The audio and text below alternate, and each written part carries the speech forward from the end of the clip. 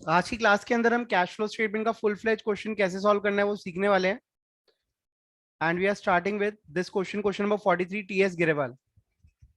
ठीक है, तो फर्स्ट ऑफ ऑल पहले आपको क्वेश्चन स्टार्ट कैसे करना है ये आपको समझ होनी चाहिए, how to start these kind of questions.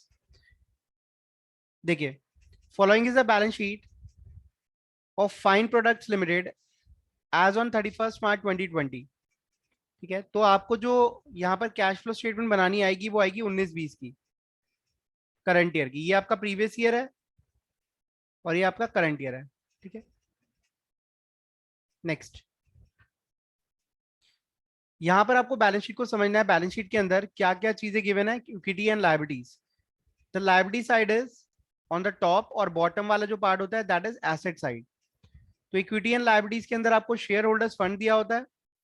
Share holders fund में शेयर कैपिटल और रिजर्व एंड सरप्लस है। रिजर्व एंड सरप्लस के लिए अलग से नोट बनाया हुआ है, नोट नंबर 1। तो आपको अगर देखना है कि रिजर्व एंड सरप्लस में हमारे पास क्या क्या है, तो नोट नंबर 1 में जाओ। जनरल रिजर्व है और एसपीएल है।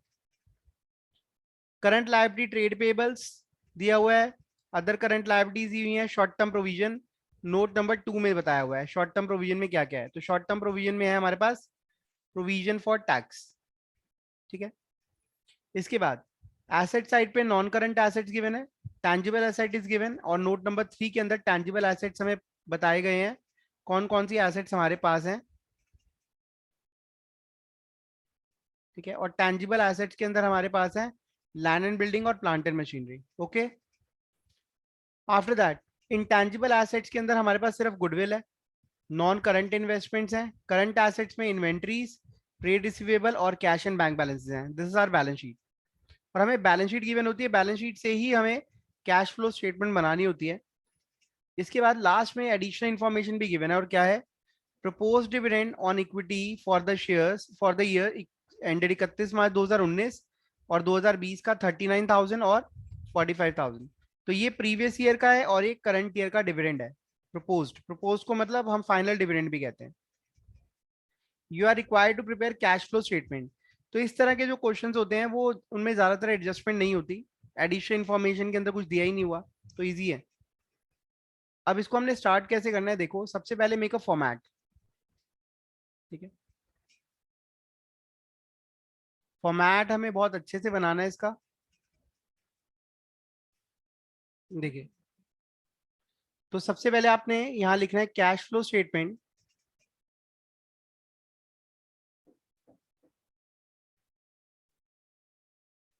For the year ended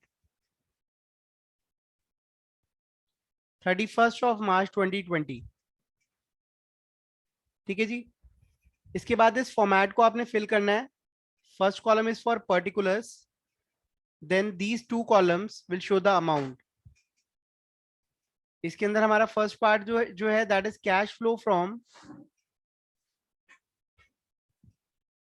operating activities या ऑपरेशंस भी बोल सकते हैं। B part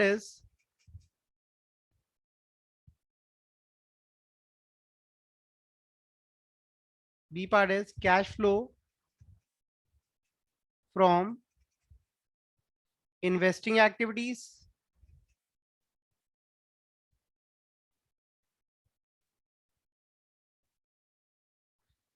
and C will be cash flow from financing activities.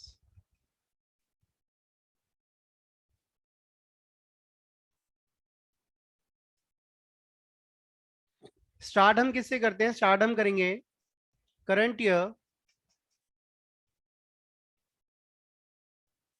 Surplus. ठीक है, that should be before interest, tax and dividend. इसके लिए हम पहले ही नोट नंबर 1 बना लेते हैं, दैट वर्किंग नोट नंबर 1।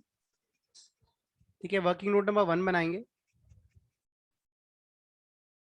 तो यहां हम वर्किंग नोट नंबर 1 बना रहे हैं, जो आपको करंट ईयर प्रॉफिट सरप्लस बताएगा before interest, tax and dividend. ठीक है, तो सबसे पहली फिगर आपको चाहिए करंट ईयर का सरप्लस। करंट ईयर का सरप्लस हमें कहां से मिलेगा? रिजर्व्स एंड सरप्लस में हम गए और यहाँ पर नोट नंबर 1 में गए। नोट नंबर 1 में देखो, पिछले साल 18,000 का सरप्लस था, अब है 27,000 का। तो इन दोनों का जो डिफरेंस है, ठीक है, 27,000 minus 18,000, that is current year surplus, जो हमारे पास सरप्लस में है। तो वी कैन से कि इतना हमारा सरप्लस बढ़ गया है पहले से, जो हमने इस साल ही बढ़ाया है, इस साल ही कमाया है। इसके बाद आपको जरूरी नहीं है करंट ईयर सरप्लस ही निकालो आप पहले, before interest tax and dividend. आप क्वेश्चन को एक सीक्वेंस में करना स्टार्ट कर दो, अपने आप वो सॉल्व हो जाएगा पूरा। ठीक है, जैसे कि सबसे पहले हम एडिशनल इंफॉर्मेशन में जाएंगे और यहाँ नोट दिया हुआ है। इस नोट में क्या गिवन है? प्रपोज डिविडेंड जो है पिछले साल का 39,000 था, इस साल का 45,000 है। इसकी एडजस्टमेंट्स मैंने आपको क्लासेस के अंदर बताई हुई हैं कि पिछले साल का जो डिविडेंड है हमें उसी को कंसीडर करना होता है, जो इस साल का डिविडेंड है 45,000 वो नेक्स्ट ईयर कंसीडर होगा। तो हम क्या करने वाले हैं, डिविडेंड को जब हम एडजस्ट करते हैं तो वो करंट ईयर सरप्लस में यहां पर ऐड हो जाता है, that is called proposed dividend.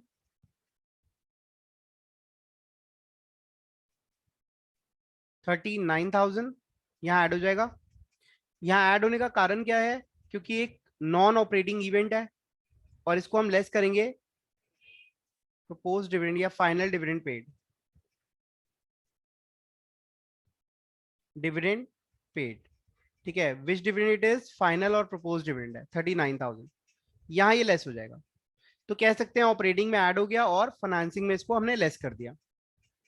Next, अब इसके अंदर इस क्वेश्चन में कोई एडिशनल इंफॉर्मेशन तो गिवन नहीं है, तो what we are going to do, we will start with equity and liabilities. ठीक है, अब यहाँ पे इक्विटी एंड लायबिलिटीज में share capital last year 3 lakh थी, अब वो 350 हो गई है। तो ये क्या इंडिकेट करता है कि हमने 50,000 के शेयर और इशू करे हैं, तो उससे पैसा आया है। उसको हम लिखते हैं यहाँ पर, प्लस कर देंगे proceeds from issue of shares. और हम यहाँ क्या दिखाएंगे कि जी हमारे पास 50,000 रुपए शेयर इशू करके आए हैं, रिसीव हुए हैं, कैश का इनफ्लो है। नेक्स्ट, रिजर्व्स एंड सरप्लस में दोबारा वापस जाना है हमें। देखिए, ठीक है, ये वाला पॉइंट हो गया। रिजर्व्स एंड सरप्लस में अब हम जा रहे हैं नोट नंबर 1 में। यहाँ देखिए एक और रिजर्व है, जनरल रिजर्व। 20,000 था पहले, अब 30,000 हो गया है। तो ये क्या इंडिकेट कर रहा है? आपने इस साल के प्रॉफिट में से 10,000 निकाल के जनरल रिजर्व में डाले हैं। ठीक है, तो ट्रांसफर टू रिजर्व हम वापस करंट ईयर सरप्लस में ऐड कर देते हैं, क्योंकि इसने प्रॉफिट को हमारे कम किया, बट कैश हमारा कम नहीं होता। तो it is a non cash expense या नॉन कैश आइटम हम इसको लेते हैं। तो यहाँ पर ये ट्रांसफर टू रिजर्व ऐड हो गया। Transfer to which reserve? General reserve. Okay, तो कोई भी पैसा अगर आप जनरल रिजर्व में ट्रांसफर करते हैं, किसी और रिजर्व में ट्रांसफर करते हैं, it will be added back to the profit for the purpose of making cash flow statement. Next, अब आ जाते हैं हम नेक्स्ट पॉइंट पे। नेक्स्ट पॉइंट है हमारा यहाँ पर, नेक्स्ट पॉइंट है हमारा करंट लायबिलिटीज। मतलब ये 3 पॉइंट हो चुके हैं। करंट लायबिलिटीज, करंट लायबिलिटी में हमारे पास ट्रेड पेबल्स है, जो पहले था 35, अब हो गए 53। तो 18,000 रुपए से लायबिलिटीज बढ़ गई हैं। ठीक है, और करंट लायबिलिटीज हम कहाँ ट्रीट करते हैं, कौन से हेड में? अगर आपको याद हो तो it is treated under the head change in working capital. Change in working capital, ठीक है। तो यहां पर आप प्लस कर देंगे इंक्रीज इन ट्रेड पेबल्स, क्योंकि लायबिलिटी का बढ़ना ऐड करा जाता है। इंक्रीज इन ट्रेड पेबल्स 18,000 रुपए। नेक्स्ट,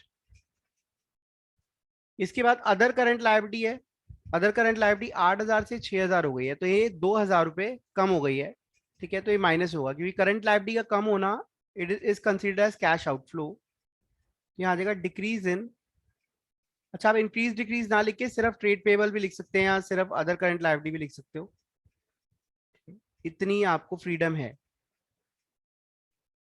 हाँ जी, इसके बाद next, short term provision, note number 2, and it is provision for tax year. तो प्रोविजन फॉर टैक्स की एडजस्टमेंट मैंने रिकॉर्ड करके ऑलरेडी यूट्यूब पे शेयर करी हुई है। जब हम प्रोविजन फॉर टैक्स, अब यहाँ पर क्या गिवन है, यहाँ पर देखिए ये गिवन है कि पिछले साल प्रोविजन था 28,000, इस साल है 32,000। अगर आपको सिर्फ इतनी ही इंफॉर्मेशन गिवन है तो आप क्या मानोगे? करंट ईयर का ऐड कर दोगे प्रोविजन फॉर टैक्स ऐड कर दोगे, and current year provision for taxes that is 32,000। Okay 32,000, तो 32,000 यहाँ ऐड हो जाएगा और 28,000 जो है वो लेस हो जाएगा। ठीक है, ऐसा क्यों करा हमने, क्योंकि ये हमारा एजम्पशन रहता है कि पिछले साल का टैक्स हम इस साल पे करते हैं और इस साल का टैक्स हम अगले साल पे करेंगे, तो इसको हमने वापस ऐड क्यों करा, it is a non cash expense. 32,000 का हमने प्रोविजन बनाया बट पैसा नहीं दिया, और पैसा कितना गया 28,000 गया, तो 28,000 को लेस करा और 32,000 को ऐड कर दिया। ठीक है, अगर सिर्फ यही इंफॉर्मेशन गिवन है तो ऐसे ही होगा, करंट ईयर ऐड और प्रीवियस ईयर लेस, तो इसको हम बोलते हैं मेड, प्रोविजन मेड प्लस होता है और टैक्स पेड लेस होता है। इसके अलावा अगर कोई एडिशनल इन्फॉर्मेशन दी होती तो फिर हम प्रोविजन फॉर टैक्स अकाउंट बना के उसे सॉल्व करते हैं। तो यहाँ पे हमने शॉर्ट टर्म प्रोविजन ये सारे कर लिए क्लियर। अब हमने फिक्स एसेट्स पे जाना है। फिक्स एसेट्स में टैंजिबल एसेट्स है नोट नंबर 3। तो टैंजिबल एसेट्स में एसेट्स 1,10,000 से 57,000 हो गई है लैंड एंड बिल्डिंग। तो और कोई इन्फॉर्मेशन गिवन नहीं है, इसलिए हमें यहाँ पर अकाउंट बनाने की भी जरूरत नहीं है। ठीक है, तो यहाँ पे आप देखेंगे 53,000 से एसेट कम हो रही है, तो इट इंडिकेट्स, क्या इंडिकेट करता है ये, सेल या डेप्रीसिएशन। ठीक है, तो यहाँ पर एसेट कम होने का कारण क्या मानोगे, लैंड एंड बिल्डिंग है। अगर सिर्फ लैंड होता तो हम इसको सेल मानते, लेकिन लैंड एंड बिल्डिंग है तो हम इसको क्या मानने वाले हैं, डेप्रीसिएशन मानेंगे। तो इसका मतलब हमारी एसेट पे डेप्रीसिएशन चार्ज हुआ है।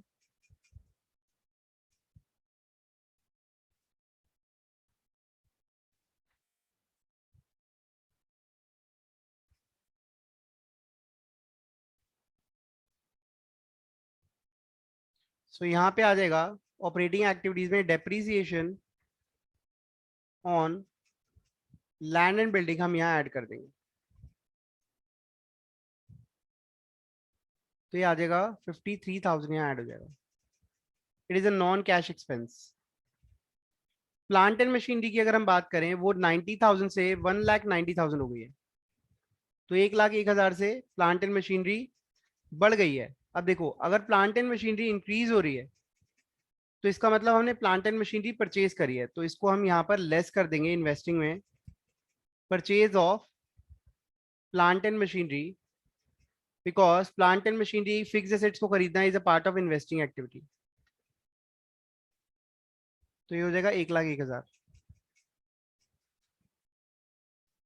ठीक है जी, तो हम शुरू से लेके एंड तक, सॉरी अभी शुरू से लेके एंड तक नहीं हुआ, हमारा टैंजिबल एसेट्स तक हुआ है। इंटैंजिबल एसेट्स पर आ गए अब हम।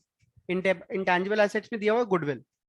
गुडविल पहले 50,000 की थी, अब 40 की हो गई है। देखिए, गुडविल एक इंटैंजिबल एसेट है, तो जैसे टैंजिबल एसेट्स पे डेप्शन लगता है, तो इंटैंजिबल एसेट्स को हम राइट ऑफ करते हैं।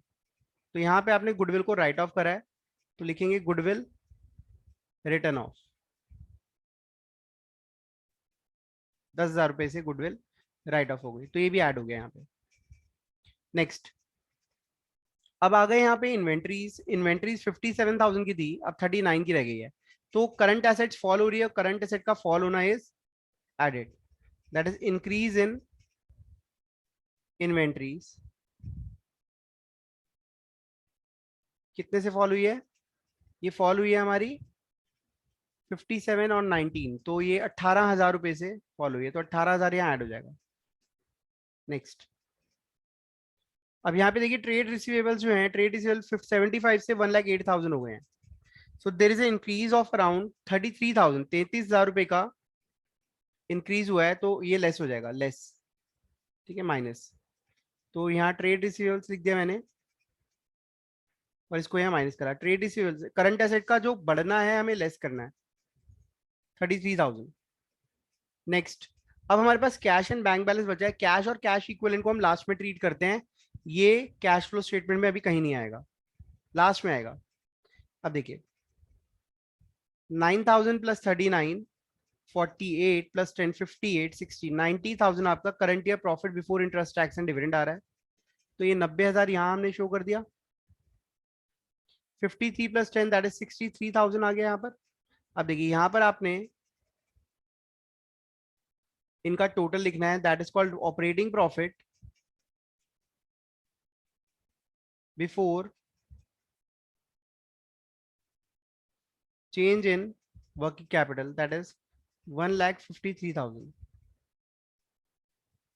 फिर इसका फाइनल करना है आपने, दैट इज 18, 18, 36, 36, ये माइनस है तो ये आ जाएगा 1,000 ही आएगा। आफ्टर दैट अब हमने यहाँ पर लास्ट में फाइनल फिगर लिखनी है, और ये फाइनल फिगर क्या इंडिकेट करती है, ये इंडिकेट करती है net cash flow from operating activities. तो टोटल कितना आ जाएगा 154 माइनस 28, 146, 126, 1,26,000। ये हमारा ऑपरेटिंग का आंसर आ गया 126। इन्वेस्टिंग का हमारा जो फाइनल टोटल है दैट इज 1,01,000 माइनस, तो बी पार्ट का जो आंसर आपके पास आया that is net cash flow from investing, net cash flow from investing activities. ठीक है, तो ये आ गया 1,01,000। सी पार्ट का आंसर, ये -39 प्लस 50 है तो ये हो गया 11,000, और इसका फाइनल टोटल जो आ गया that is C net cash flow from financing activities that will be 11,000 positive. अब देखिए D part is we are going to show here what was the net cash flow during the year. Net cash flow during the year, पूरे साल में कितना cash का flow रहा है positive और नेगेटिव। तो ये हो जाएगा A plus B plus C that is 126 plus 11,000 that is 137, 137 plus 1,01,000, 36,000। ठीक है, अब यहाँ पर हमने देखना है कि हमारे पास साल के शुरू में कितना कैश अवेलेबल था। ये तो पैसा पूरे साल में आया है, अवेलेबल कितना था पहले, net cash and cash sorry opening cash and cash equivalents, and हमारा opening cash and cash equivalents का अमाउंट कितना था, ये था पिछले 17,000। एक मिनट, कुछ गलती हुई है यहाँ पर शायद, वेट, इसको यहाँ ठीक करना है, इंक्रीज इन इन्वेंट्री नहीं है, डिक्रीज इन इन्वेंट्री है।